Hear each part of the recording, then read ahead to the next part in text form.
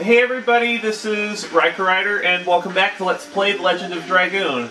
I would like to go over my setup for the next boss fight, even though I haven't really changed anything since the previous episode.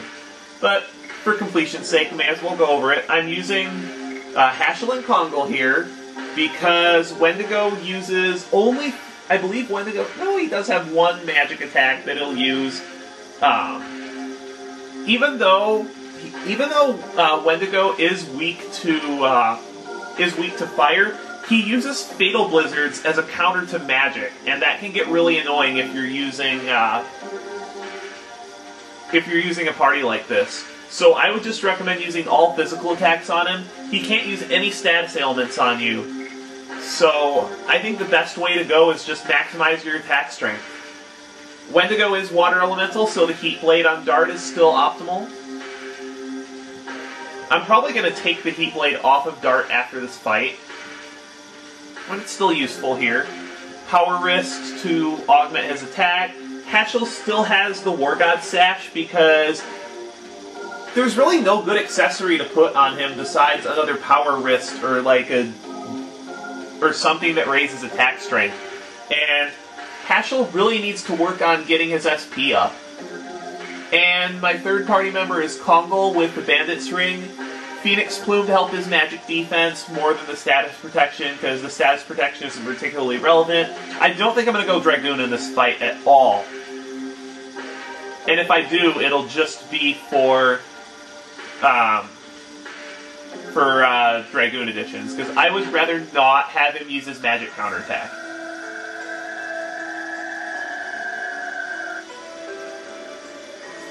If you want to grab him, there's still a couple treasures down here, but I'm just going to get him on the way back.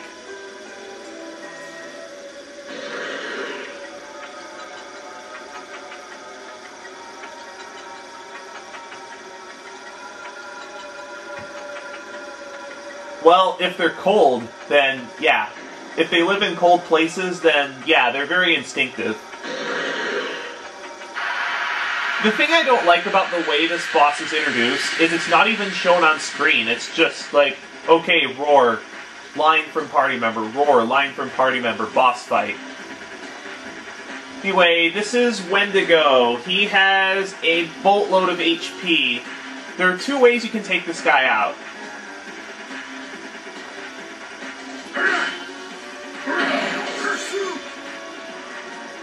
His magic defense is actually higher than his physical defense, so that's another reason to go with physical attacks.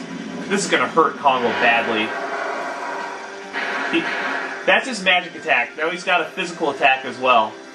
Oh, that didn't do nearly as much damage as I thought it would. Pretty much you just got to beat this guy down until he uses a certain attack.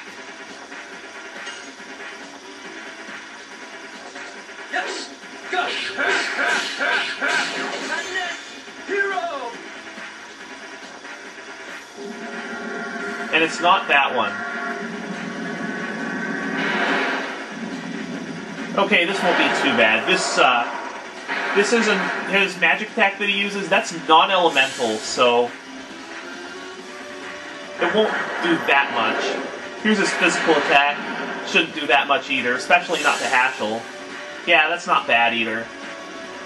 You do have to keep an eye on your HP. He doesn't have any particularly dangerous attacks, but... or at least not if you don't use magic during the fight. Shouldn't be too bad.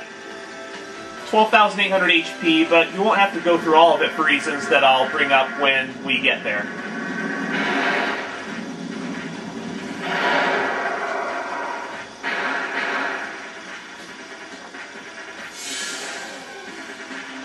Do I need a healing breeze yet? I would like a turn.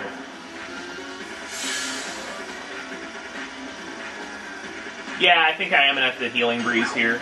I don't want to, but... especially considering I've got another boss fight coming up. Actually, you know what? I don't know if it's going to matter, because between this boss fight and the next, you're allowed to go back to the vendor, and the fight after this is pretty tough. So there's no reason not to go back to the vendor and restock on heals.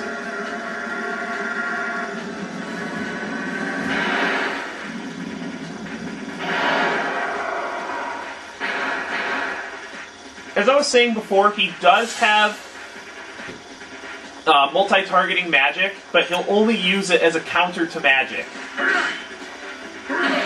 So you can take his dangerous attacks out of the equation in this fashion.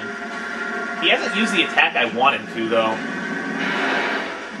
Which really worries me, because I don't want to have to take out all 12,800 of his HP. That's going to take forever.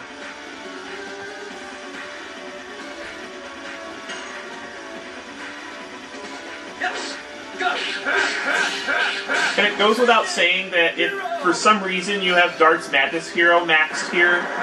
Oh, this is the attack I want him to use.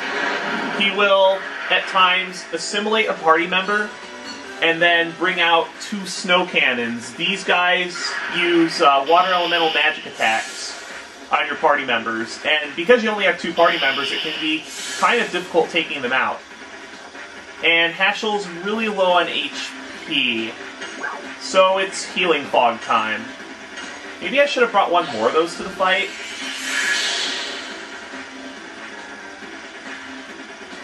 I guess if you're gonna use a Gushing Magma or some magic item... nah, I'm not going to. I don't have a Burning Wave, and I already used my... what is it? I already used my Gushing Magma on some random enemy.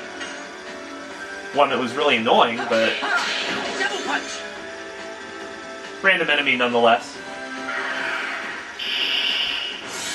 The snow cannons have 480 HP apiece, and Wendigo won't spit your party member back out until the snow cannons are gone. I wonder if a Flash Haul from Hashel will be enough to take these guys out. Another reason why you might consider giving the Phoenix Plume to another party member is it offers a big boost in magic. I think it's the same boost as the Dragon Helmet.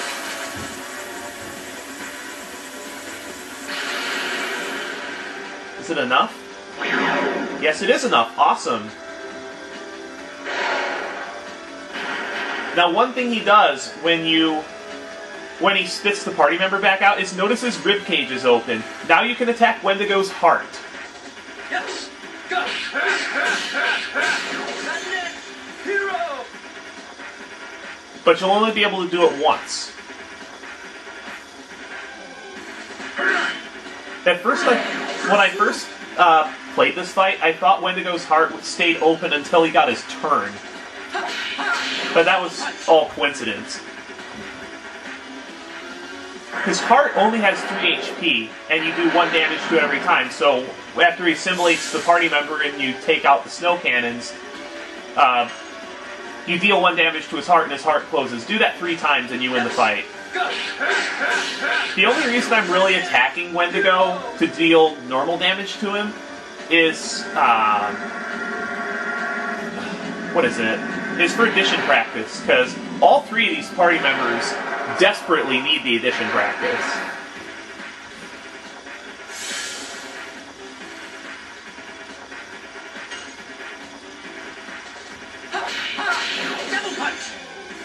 Now, if I had Hashel's addition up a little bit more,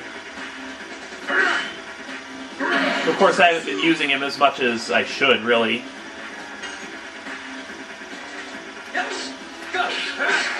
He's a good character. You just get his Dragoon so late in the game that he just falls behind in usefulness towards the end of the game. Just because he's going to be so far behind on additions.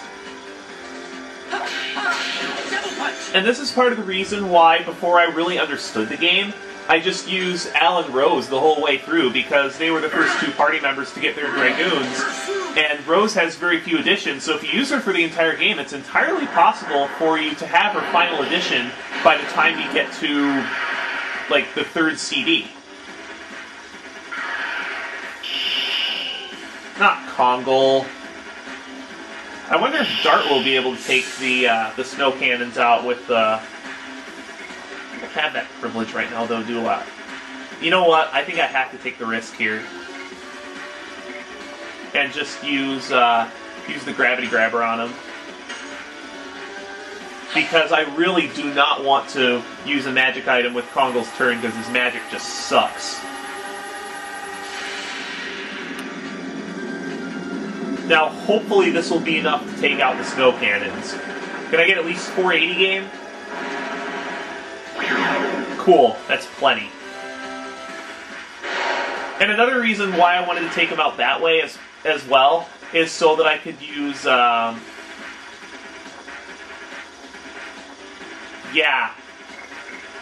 that I could use a Healing Breeze. Another thing is when Wendigo grabs a party member like that, any damage that that would be dealt to Wendigo is dealt to the assimilated party member instead.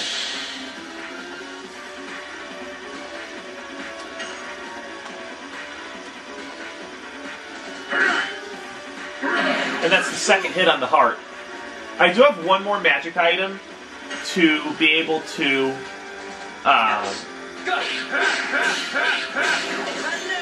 what is it? To take out the snow cannons with, but I'm not sure it's going to be enough.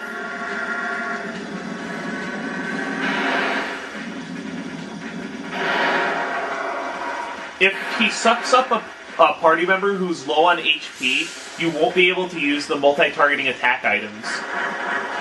Oh. Oh, I thought he was going to pick up and eat Kongol.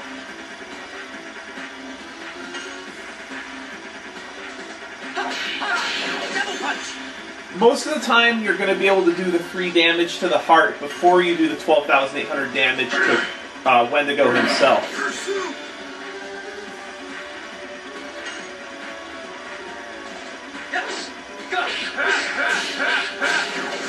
Wait a minute. Wait a minute, let me see that.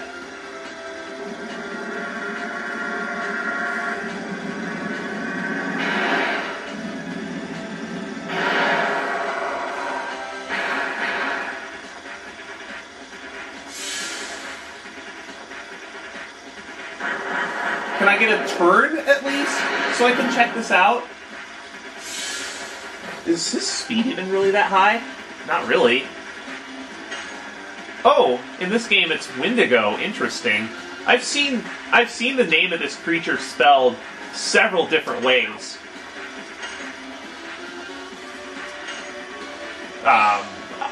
Most of the time I've seen it spelled Wendigo with an E. This is the only game I've seen it spelled Wendigo, and Magic the Gathering actually has it spelled Wittigo. But I'm assuming that all 3 spellings are referring to the same creature.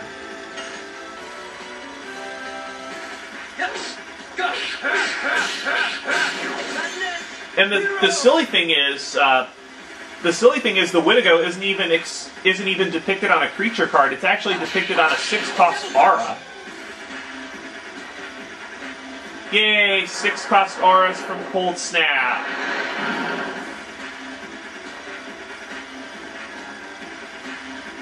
You know, maybe I'll put in like a picture of the card at some point during the episode, if I remember. Because this episode probably isn't going up for a while. Okay, he ate Kongol. What's everybody's HP looking like? Okay, everybody's HP is good, so I think I'm going to attack one of the snow cannons, and then have Dart fire off his Dancing Ray and hope it's enough to kill the cannons. Because I need to hit at least 480 damage.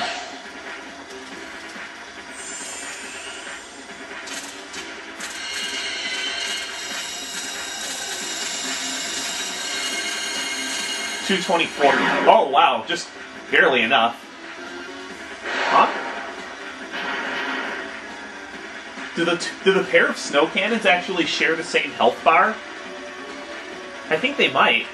Anyway, let's finish the heart off. There we go.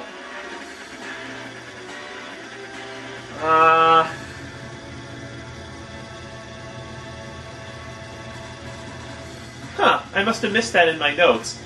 The brass... I don't know if this is a rare drop or not, but You'll get a weapon for Hashel, maybe, after defeating the Wendigo. I don't know if it's a guaranteed drop because it's an oversight in my notes.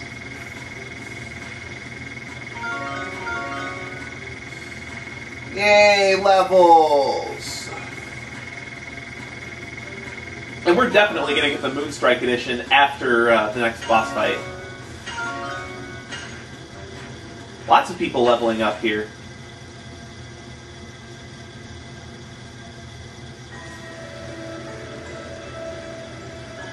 Barely. Yeah, I guess we did get into a pretty sticky situation at one point. Yeah, the Tower of Flanvel is back that way. What's in this chest? Black Rain. I'm probably going to use that at some point during the climb up as well. Now, which way is the Tower of Flanvel? Oh, it's over here.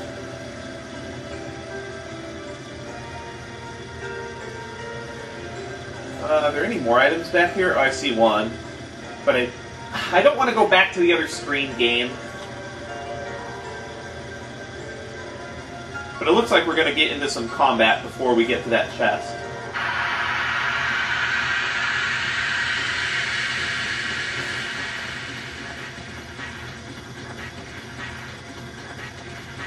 With the new enemy, the Mammoth. They have low defenses and magic defenses, but they have a lot of HP, 1,280. And I should probably check my additions in between now and the next episode, because I think Hashel's Double Punch edition might be maxed. And I don't think I'm going to get into much more combat during this episode. Maybe one more battle, but I doubt it. Because the Tower of Flanvel actually doesn't have a lot of places where you get into combat. At least, not the first time you go there. Yes, we're going to be coming back to the Tower of Flanvel later.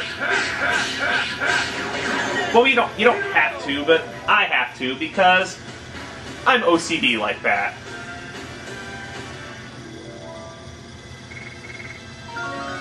There's Hashel's Dragoon level.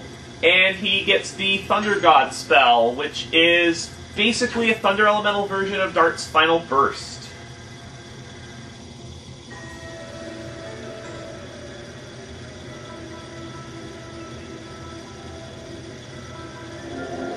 Wow, that's a really strange structure for a tower. Yeah, a swirl. A swirl built by Winglies. It could fly. And we know that.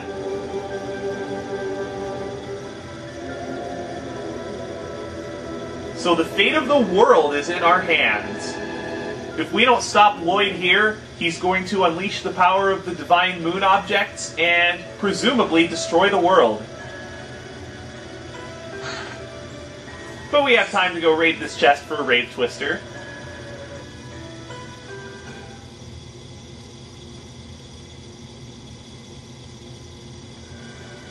And in here is the Tower of Flanvel. We get a Spirit Ring here. And there really aren't that many screens to this place. Oh, looks like we might get into one combat. Maybe it'll be against a new enemy, we'll see. Now what places forward? Now these tunnels, you can, for the most part, see where they go, just by paying attention to the background. Unlike the tunnels that you have to go through when you come the other way. You have Mage Ring. I don't like the Mage Ring in this game. It replenishes 10 MP every turn. I guess it's useful for random battles, like to put on random battles when you're traveling around if you're out of MP and don't have any Sun Rhapsodies.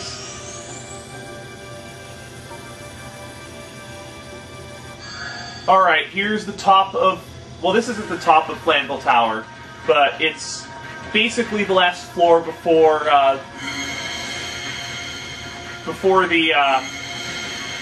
what is it? Yeah, Lloyd's definitely up there.